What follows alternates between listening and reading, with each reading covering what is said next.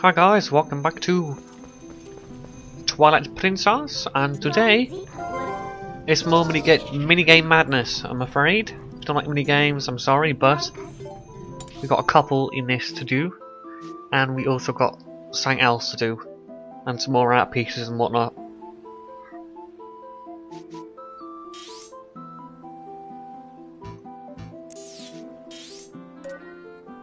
Our first objective is to actually get out of the old sacred woods. Now we can teleport, that's as close as we can teleport to the golden dog.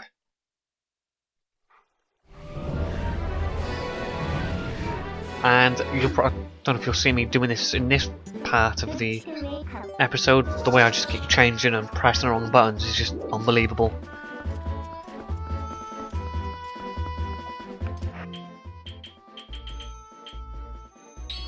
But I get, make sure I got the right loadout for what I need. And the old postman's on the case again, giving me more letters which I keep forgetting to read. So there you go.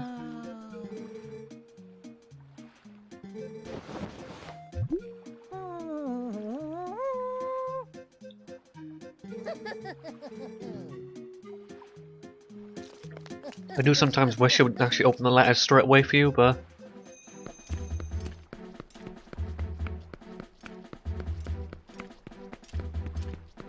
it does not.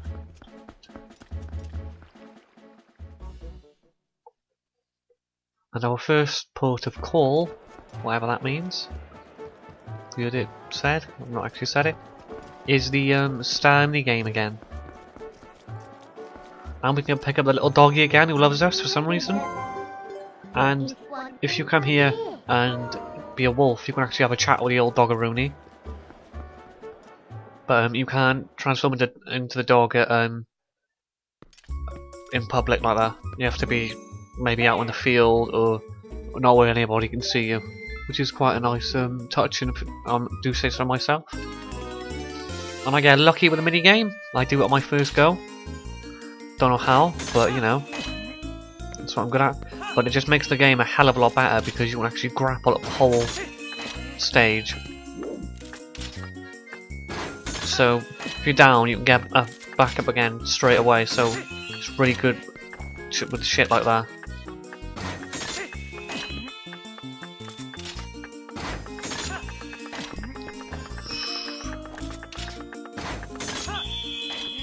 Oh no, I don't get it my first time. It must be the second time. Felt a bit cheated now. Oh, you probably feel a bit cheated thinking I did it the first time. But no, the second time I get it.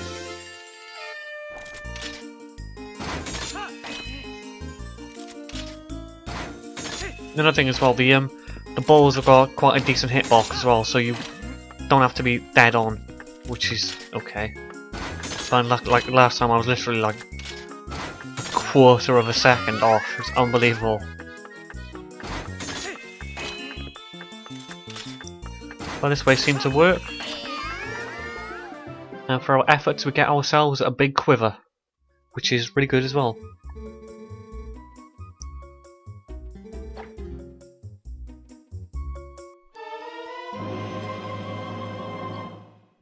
"60 arrows, bitches," so we're good to go for that. And he's going to make another game for us, but unfortunately I don't think we can win that at the moment either, so we will have to come back at some other time where we can rob some more stuff from him, thinking he can cheat us. And the girls are in love with us now, unfortunately, and they're a bit crazy. But speaking to them like that, they polite enough to drop a couple of arts for us. And cutting over to the south of thing, we can pick up another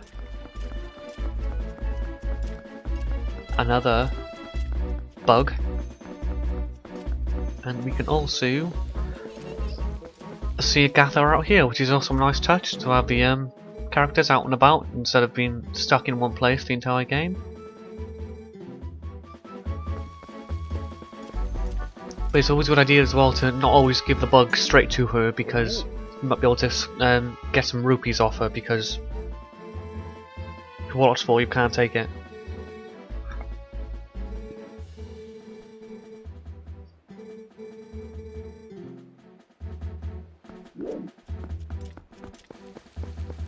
And yeah, we can come back and help him later on. I wasn't to do with this video, but I thought I'll leave for now and do some other time.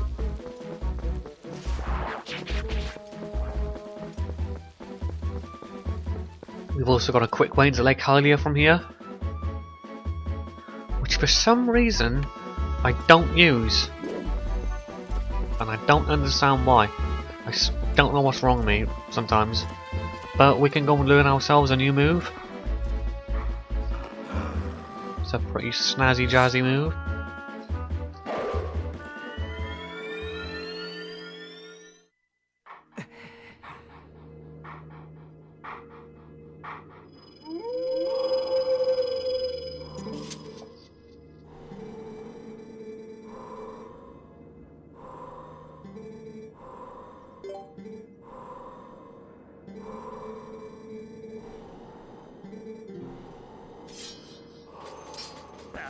Well, mate, he seems to be making out that it's the hardest move we've ever learnt in our life, when quite frankly that backslash is harder to use than this one.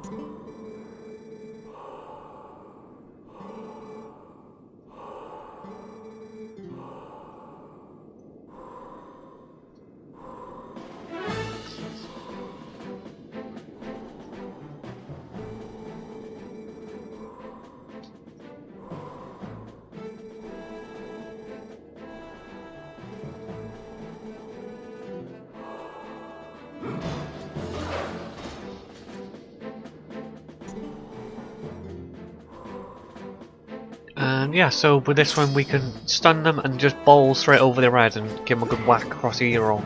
So it's not too bad. I think it's a pretty easy move to pull off as well.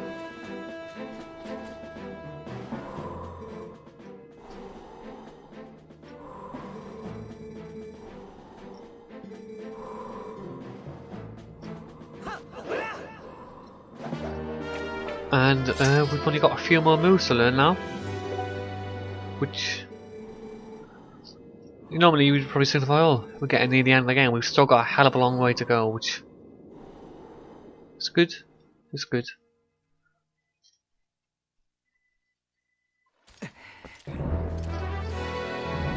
But back on the old Hyrule field. So this is what this is what you're supposed to do, just warp and you get turned into a dog straight away.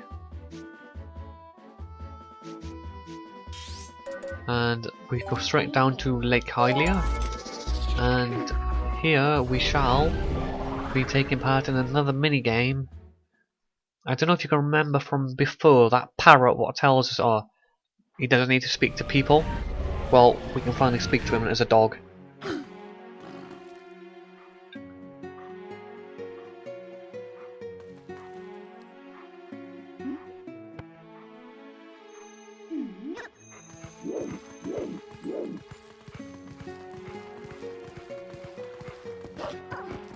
And again we get to have another butcher's around here since it's been restored, and it always looks nice in the middle of the day. Nice and bright and what have you.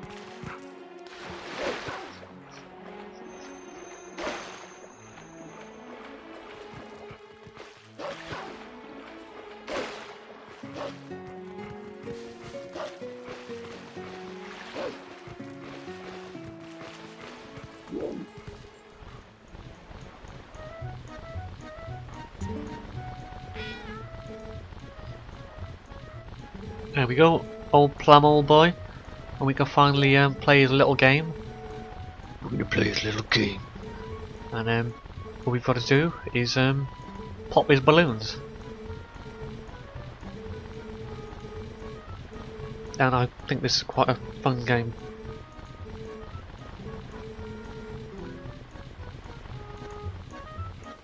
And to start the game we get a howl for the booty.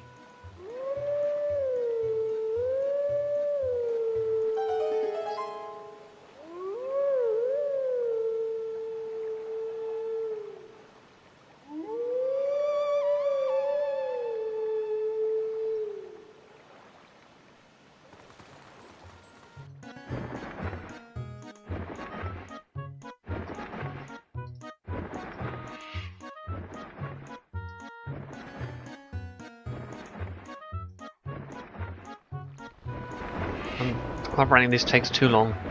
It's quite annoying. And that bird's got a pretty big chin thing. Wanna go? The aim of this minigame is to pop some balloons and get maximum pointage. There's a couple of ways you can do this. The first is to go into all these big old balloons. There's more of them, but the multiplier is a hell of a lot less, like seriously a lot less than the strawberry balloons, which are like the proper like Rambo to the max balloons, which are the ones you want to pick up. So the more of the same ones you pick in a row, the more points you get. So you want to just only aim for this balloon now. It doesn't matter if you miss a couple, it doesn't break the combo unless you pick up something new. But these ones, you honestly, you rack up points like it's nothing. But they are in the most awkward positions to get. They're down lower, then in stupid low places, like here I missed this one, but I don't go for it in case I hit the watermelon. So here's the more difficult part. What you have to do is time the dash, which took me, I think I failed about 3 times before I did this. I only managed the one, but still it's better than nothing. But if you just want to keep on looking out for them.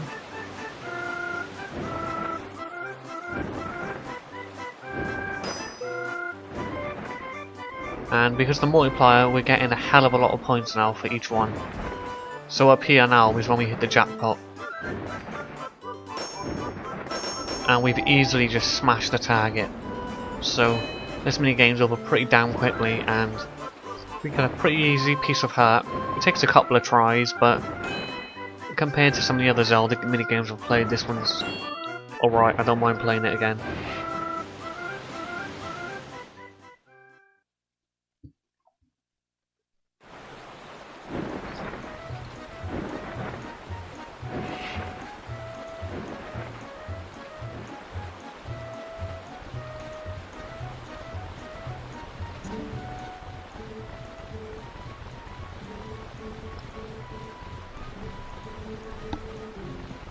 But matey gets a little bit mad at us, but he's nice enough to give us a piece of heart.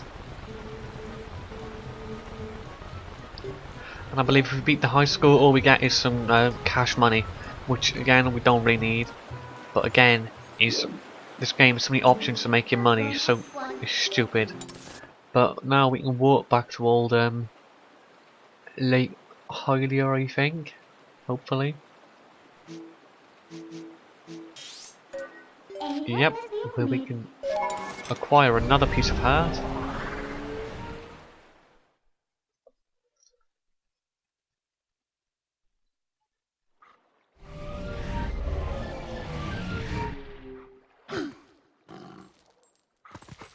And this piece of heart is sort of similar to the one from the Elden province, where it's behind the spirit. So if you go back into his little house, we can go and see what he's having what he's got locked up around there.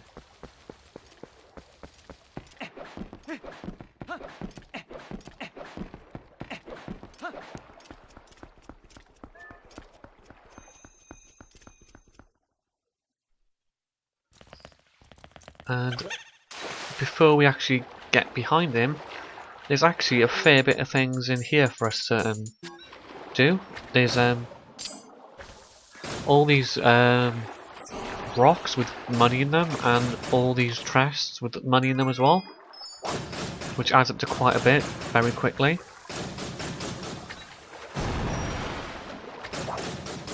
So there, you know, there's 20, a 10, and a 5, and 2 10s I think there.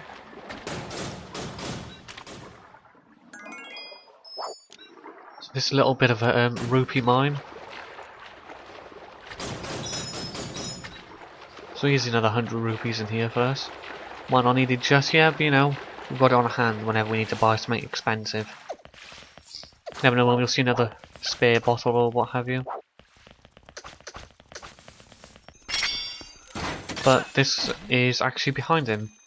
I thought it was underneath for some stupid reason, but because of this, we also, well, the treasure chest is actually hidden for the heart. But as you can guess, it's not hard to work out how to get it. But we have to put through the agony of watching these stupid chest opening scenes. And the game's nice enough to give us some new bombs, which we didn't really need, but still.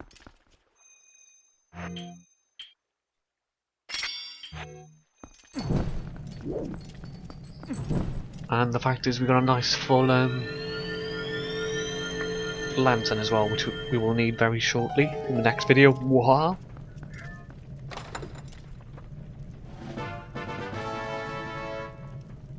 Alright dudes, that's it for this video. It's a bit short, I know.